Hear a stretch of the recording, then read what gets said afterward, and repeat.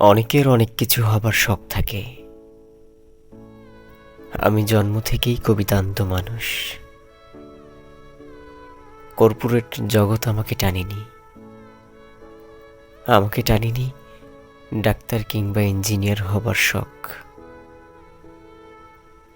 তবে আজকাল আমার বড্ড শখ হয় আপনার বাসার ওই ছিমছাম ব্যালকনি হতে। রোজ কত শতবার বেখেয়ালি মন খারাপ ভর করে আপনার উপর। হেমন্ত পেরিয়ে মনাকাশে আষাঢ়ের দেখা দিলেই আপনাকে ব্যালকনি ছুঁতে পারে টবে ঝুলে থাকা নীল অপরাজিতারা। মায়াবী মুখটাতে আনমনা ভাব নিয়ে আকাশে চোখ রাখা আপনাকে দেখে দেখে একদিন ফুলগুলো ঝরে গিয়ে কি যে শান্তি পাবে ভাবতে আমার এক্ষুনি মানুষ জন্ম পাল্টে ফুল হয়ে যেতে ইচ্ছে করছে আপনার ওই ড্রেসিং টেবিলের আয়না হয়ে যাই, যার সামনে দাঁড়িয়ে নির্বিঘ্নে সারিয়ে তোলার আপ্রাণ চেষ্টা করেন শ্রীহীন দেখানো যাবতীয় খুঁত। সবাই আপনার ছোঁয়া পায়, দেখতে পায় আপনাকে আয়নার মতো প্রাণ ভরে।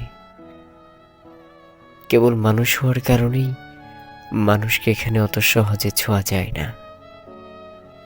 মানুষের ছোঁয়া ছুঁইতে নাকি পাপ থাকে দৃষ্টি এবং অদৃশ্য কল্পনায় আপনাকে ভাবাতে। আমি জানি সৌন্দর্য বিচারে আপনি টিথোনাসের আরোরা কিংবা আফ্রিদিতি নন, নিতান্তই মৃন্ময়ী কেউ। তবু কেন আপনাকে দেখে আমার অত কিছু হবার সাথে জাগে? ব্যালকনি অথবা নীল অপরাজিতা হবার শখ আমি অকপটে বলে ফেলেছি যদিও, কিন্তু বুকের খুব গভীর সুরঙ্গের ভেতর লুকিয়ে রাখা একটা শখ আমাকে উস্কানি দিচ্ছে প্রতিনিয়ত। অথচ হারিয়ে ফেলার ভয়ে শর্মিন্দা মুখে কখনই বলা হয়নি সেই শখের কথা।